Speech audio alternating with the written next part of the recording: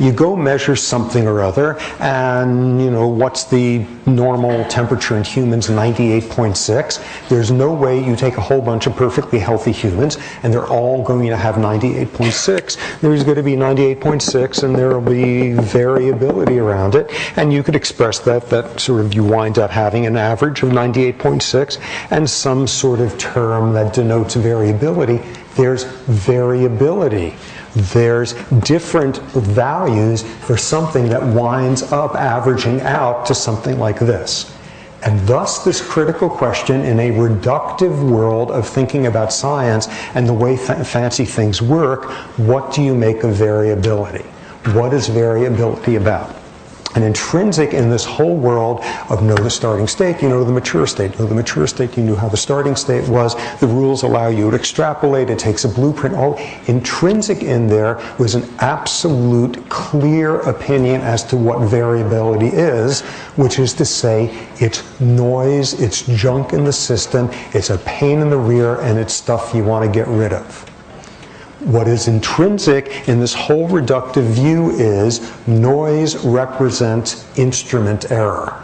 Instrument error, instrument in the largest metaphorical sense, instrument, somebody's observation to machinery. Variability represents noise, represents the system you use to measure stuff, to observe stuff, not working perfectly. It represents something you want to avoid. And what was also intrinsic in that reductive view is the surest way to avoid that is to become more reductive. The notion that the closer you look to a phenomenon, the more detail you see it with, the more you are looking at a more reduced level closer to the component parts, the closer you will be to seeing what's actually going on.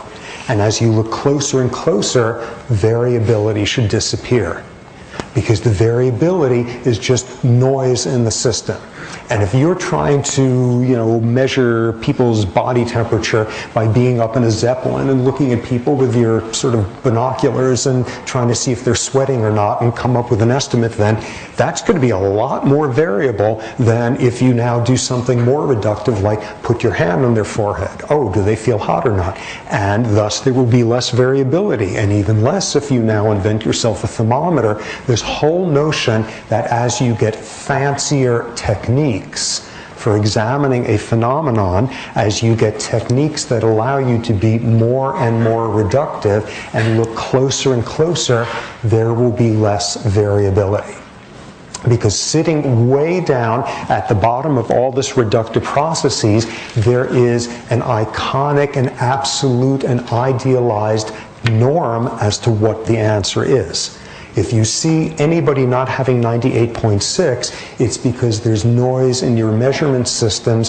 Variability is noise. Variability is something to get rid of, and the way to get rid of variability is to become more reductive. Variability is discrepancy from seeing what the actual true measure is. And that has been a driving force essentially in all of science in terms of the notion of inventing new ways to look at things, more powerful microscopes, more powerful ways of measuring the levels of something or other in the bloodstream, all of them built around the notion that the closer we look to the component parts, the closer we will be to seeing how the system really truly works and be able to finally see what truly is going on without the noise, because all noise is discrepancy from what is truly going on.